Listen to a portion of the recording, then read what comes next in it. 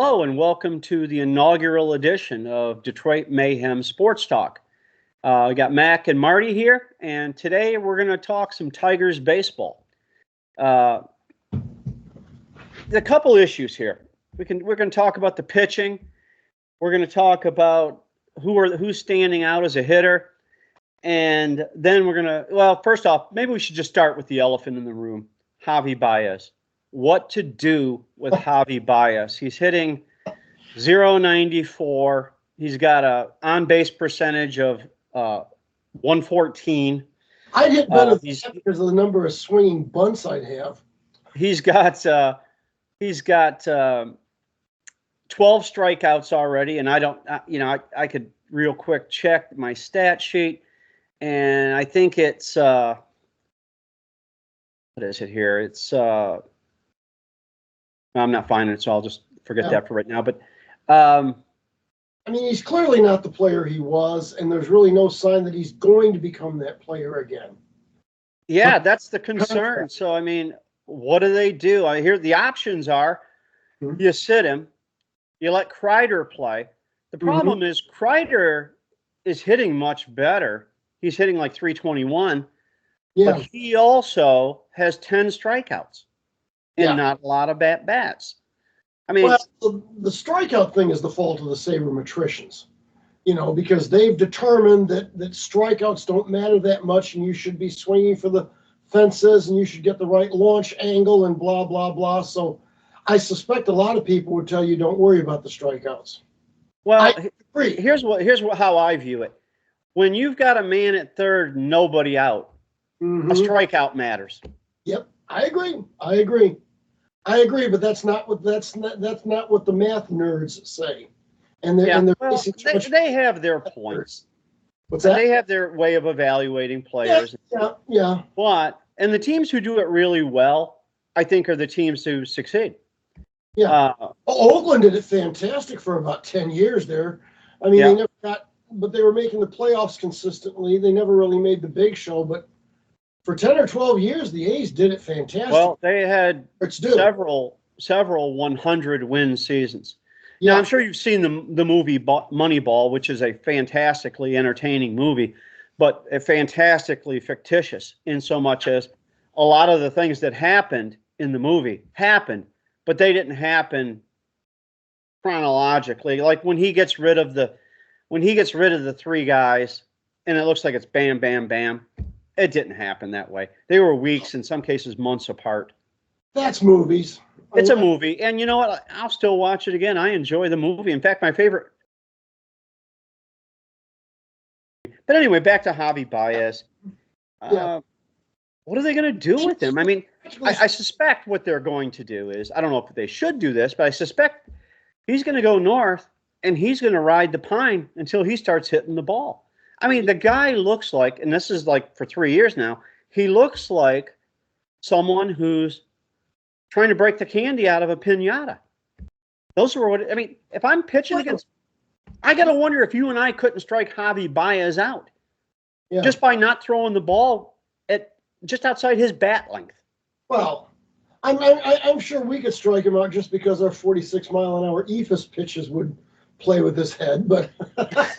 But beyond that, I have to stretch out to get to 46 miles an hour. I'm going to say something you're not going to like. We're stuck with Baez the same way we were stuck with Cabrera for the last 3 years. He just wasn't performing, but we were stuck with the contract. Well, he wasn't performing. Here's what I'll tell you: Miggy wasn't performing to the contract, but that's the other side of that coin. Once you go there, I mean. Had they just not signed him and he went to the Yankees and won 4 World Series, people would be crying, and you'd be one of them, crying a river of tears about, oh, we should have never let him go. We should have paid him. Well, the problem is when you give a guy a 10-year contract, at the end, it's not going to be favorable to you. And that can be anybody. The thing is, though, that's one of the things I actually agree with the sabermetricians on. The sports nerds say point blank, you don't give anybody 10-year contracts with that kind of money, precisely because it doesn't pay off at the end. Yeah, but then you have to be prepared to be the Oakland A's. And what have they won? Yeah. like I said, they had 10 good years, but good years. I mean, great years are years you win 99 or 100 games. Great years are years you win championships. Right, and they didn't do that. So how effective is it really? Yeah, it made them really good. You can't deny that. But how many of their players ended up on other teams winning championships? I don't have that in front of me, but I don't know. I'm sure there's quite a few. Yeah. Yeah. And again, what to do with Javy Baez? Do they sit him? Maybe try to let him work his way? I got to wonder, can the guy see? You have a guy in a day in, day out lineup hitting 94. You can't. Should he? Well, he's going to hit better than 94. He's probably going to hit 220 to 210. And you know what? There were plenty of people in town, you remember this, who were delighted to have Brandon Inge in the lineup every day doing exactly that. Yeah. Well, I mean, of course, they weren't paying Brandon Inge $25 million a year. No, they weren't. And I mean, to go to the other extreme, I'll pull a name from the past, Mark Belanger. If you got a shortstop that's an absolute vacuum cleaner, you're okay if he hits 203. Right. Baez isn't a vacuum cleaner. Eddie Brinkman. There's dozens of guys like that. Exactly. Well, the problem with the Tigers, for hitting third baseman, he's a fantastic fielder. Yeah. Here's the problem with the Tigers is they've got like 7 Mark Belangers. Yeah. Well, because Scott Harris just won't go out and do what's necessary. No, I wish I remembered who said it, but there was some old manager. It might have been Earl Weaver, but maybe I've just got Orioles on the brain right now. That said, I can shake a tree and out will fall 8 defensive shortstops. I need one who will hit. And there's something to be said for that. Well, the Tigers had one in 1968. And I hope we're not boring any young people who might be watching by going so far back in the past, but we had a shortstop and he couldn't hit, and we ended up taking our center fielder and putting it shortstop because he could hit. Ray Euler hit 135. In 1968, yeah. And they won 103 games, so it can be done. So I think the Tigers, to be able to live with Javy Baez, you're going to have a lot of better players than they have. So the question becomes, do they just cut this guy and eat the $98 million? Because it seems to me Scott Harris, the Tigers, was he president? He's not the general manager. No, he's not the GM. But he kind of acts like the general manager. Blackhawks. Their general manager is a guy that actually was GM of the Chicago Blackhawks for a while, which I always thought was interesting that you grabbed a guy that's got a lot of hockey experience. But general manager is not just about talent evaluation. It's about how to wheel and deal and manage a budget too. Absolutely. So I think maybe that's why that guy's in place. But Scott Harris is acting like he's the general manager, making decisions on players and such, more so than I think most president of teams do. Yeah. But he's speaking with a forked tongue. He says, they're not going to cut Javy because of all that money. Yeah. But he talks about, we got to get guys at bats. Yeah. Well, hey, somebody else should be getting at bats. Yeah. I think that's one thing, not to extrapolate too much, like I guess we've kind of been doing several times, but, the Tigers do seem to have a good young core. And I think the strongest argument for just cutting Baez and eating the salary is let those younger guys start getting the at-bats. Well, that's what he keeps saying. But if they keep Baez, like I said, speaking with a forked tongue. Yeah, that's it. You know what? I realize it, but sometimes you got to say, all right, I messed up. In this case, he didn't mess up. Al Avila messed up. Yeah. Al Avila is gone. You just got to say, hey, you know what? We're going to eat this. He's not going to. What are you getting for that money? Nothing. Yeah, that's it. Even if you got a shortstop who can go out there and hit 340 and be serviceable defensively. Yeah. And that remains to be seen what we're talking about. If a guy hits 340, you'll take a guy. 240. Did I say 340? Yeah. Oh, well, I was saying that's the other side of the coin. If you can get a shortstop that hits 340 but's kind of meh defensively, you can live with that too. Yeah. But you need to get some production out of him, and you're not getting it from Baez. So, Yeah, there's, you know what, they're worried about eating all that money, but what are they getting for that money? I think that's the question the Detroit Tigers should be asking themselves. And here's my question. Has this guy seen an ophthalmologist or an optometrist? Can he see the ball? Yeah, I mean, you'd see a guy every once in a while back in the old days, bam, a guy can't hit, and then all of a sudden he's got glasses and he starts hitting again. Contacts and he's hitting, yeah. So, you know what? Maybe he does have, maybe he's wearing contacts and we don't know it, but. Yeah, but he's definitely just I mean, the thing to do, to be blunt, is drop him, but they're not going to drop that salary, so we're stuck.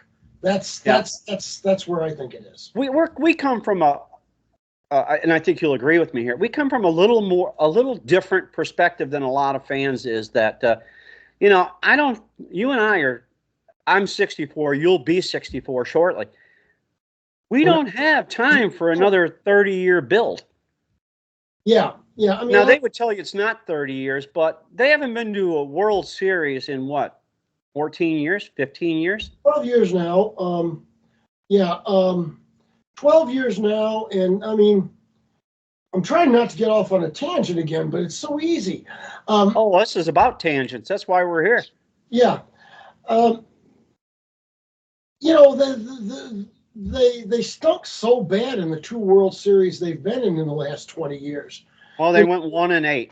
Yeah. In those games. That's another case of good season. Good season, but not great. And I can remember Jim Leland one time saying, well, if we're going to measure it by who won the World Series, then only one team had a great year. It's like, well, yeah, Jim, that's it exactly. Yeah. What doesn't he get about that? One team has a great year. Well, you've heard this rant from me many, many times. Jim Leland loved the Don Kellys. He loved the Brandon Inges. He loved the Ramon Santiagos because that's the kind of player he was. Yeah. No good. Yeah. Now, people will get upset about Brandon. Hey, Brandon Inge was, I don't hate him. He was on our team. I pulled for the guy every at-bat, every fielding error, but really his fielding errors were throwing errors. He was very good at fielding the ball. Rarely made an error in that way, but he threw the ball away because I think he thought he could do everything. Yeah. Instead of focusing on the moment, Sometimes you don't throw. Yeah, sometimes. And you don't throw down the right field line ever.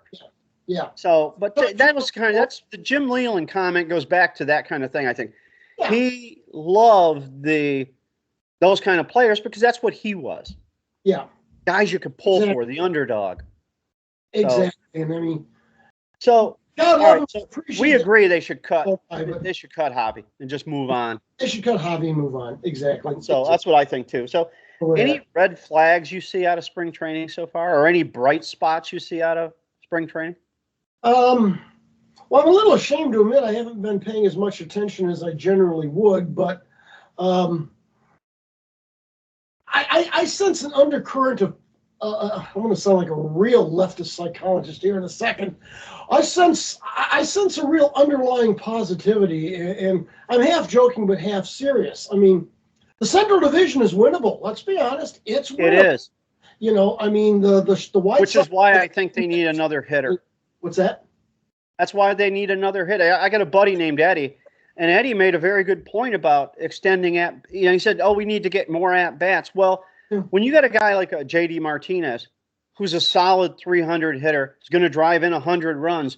When you do those things, you extend the inning, which adds at bats to everyone else. Adds at bats, and it puts pressure on the other pitcher. Well, yeah, I mean, the Tigers' problem last year, and you know this as well as anybody, man at third, nobody out, can't score him. Bases loaded, nobody out, can't even get a sac fly.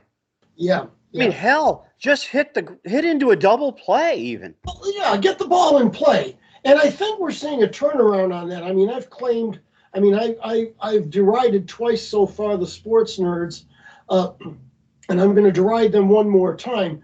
I think it's important to get the ball in play. I don't think the game should be all strikeouts and home runs.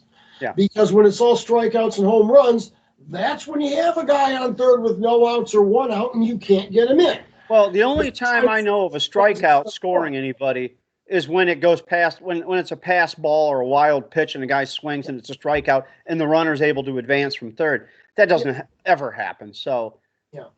They strike out too much. They do strike out too much, and at the risk of sounding like an old guy boring young people, there's a joke I so badly want to make, but it's not sports, so I'm going to avoid it. Okay. But all right, I will say it. I was just reading an article, a philosophical article the other day about how we're treating youth as though they're so smart. And this guy's response was, no, youth are stupid. Youth are dumb, and if maybe that's in so much as they haven't learned everything yet. So much as they haven't learned everything, exactly. And we can't. They're not intelligent. They learned everything. And I think that's one of the things that's going on with the sports nerds. Is they're all in there and they're all hunting over their calculators and they've got 9,000 computer tabs open comparing all these different things and saying, well, then you need to do this because it gives you a 1/15,000th of a percentage chance better of doing something positive. And right. You're taking the human part out of the game. Let people go out there and play ball and let's see how they play ball. Right. And let's not dictate everything. Is that okay? We've got a right-handed batter coming up to bat, and this pitcher tends to go down and away with the first pitch. So you tell that guy don't swing no matter what. Well, why don't you let him make up his mind if he's going to swing or not? And I'll give you an example. What's that? I'll give you an example of where I might agree with them to some degree. Not using any stats, but just using the eye test. Yeah. And I'm going to go back to Brandon Inge again. The guy is the all-time Detroit Tiger strikeout leader. Yeah. And he's ahead of Lou Whitaker, who's the guy just below him. Lou was a leadoff man. Lou played for 20 years. Brandon struck out more than Lou did, playing 11 years. Mm-hmm. He was infamous for taking 2 strikes before he would swing. Yeah. Your batting average dropped. The batting average with 2 strikes is exponentially lower. Oh yeah. Than if you swing at the first. Just every once in a while, swing at the damn first pitch. Yeah, exactly. And because the pitcher wants to get 2 strikes on you. So if he knows you're not swinging, he's got a free plate to throw at. Exactly. And I'm afraid the game is devolving into they're trying to dictate every pitch. They're trying to dictate every swing. And at some point, you need to start trusting your players. Well, it's one of my complaints against is it Justin Henry Malloy? Yeah. He's supposed to have a really fantastic grasp of the strike zone. I can't remember who said it, but I was reading in Sunday paper a week or two. There you go. Oh, there you go, young people. I still read the paper. But someone Are those still available? What's that? Are those still available? Yeah. But someone was complimenting Justin Henry Malloy. I believe it was Justin Henry Malloy. Just his grasp of the strike zone is incredible. That he laid off of pitches that just seemed super borderline, but were called balls. You need. Now, how do you transfer that into sabermetrics? I don't see how you can. The guy knows the strike zone or he doesn't. Right. Like example, Javy Baez, and if what you say is accurate, they don't care about strikeouts, which he's going to do probably if he plays every day. He's going to strike out upwards of 200 times. I don't see how you can make an argument that helps your team or how that's irrelevant. No, I don't see how you can. He clearly doesn't know the strike zone. And I maybe I don't fully understand the sabermetrics, to be fair, but no. You gotta trust your guys after a point. And to go all the way back to Baez, I think he's proven a guy we can't trust. But we've kind of established we can trust him. He's not going to hit. Yeah. He's going to swing at pitches that are a foot out of the strike zone. Mm-hmm. If there were a left-handed batter in the box, they'd be hitting him with these pitches. Yeah. Regularly. And he's swinging it. That's where your old scouting reports come in. Yeah. Put it a foot off the plate, he's going to swing. Yeah. Well, one guy I'm a little concerned with, and I think our pitching is going to be pretty good. Yeah, I think so. Is Jack Flaherty. And boy, they got 5 pitchers or 5 spots for 6 pitchers. Mm-hmm. And I know they signed him as a free agent, but I'm not sure he shouldn't be the odd man out because he's been very unimpressive. Yeah. No, Flaherty, I don't understand that signing at all, especially with the amount of young arms that the Tigers have that can start, without getting into who's worthy and who's not. You have Mize, you have Manning, you have Faedo, you have that. Is it Gibson?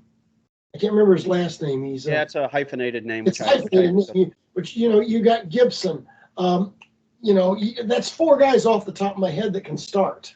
Well, you got Tarek Skubal. He's going to be your number one. Yeah, Tarek Skubal, he's been outstanding this spring training. Tarek Skubal's your number one. Then you've got Manning's looked good. To give him his due, or his last outing was very good, I should say. Anyway. I thought Reese Olson last year earned a spot this year. Yeah. So who's gonna sit out? Is it going to be Reese Olson? Is it going to be Casey Mize? Is it going to be Matt Manning? Who's gonna get screwed because they again signed a guy they shouldn't have? Yeah. That's it. And we've talked already about getting young kids at bats. You got to get young pitchers innings pitched, and there are young pitchers that aren't going to get crucial innings pitched in 2024. We left out Maeda, the Japanese pitcher we got from the Twins, who's also been good this spring. Yep. So he's getting a spot. Yeah. Skubal's getting a spot. We know Skubal and Maeda. I have to believe that Manning it's his to lose. Mize, I don't know. I haven't noticed him this spring, which may or may not be a good thing. Yeah.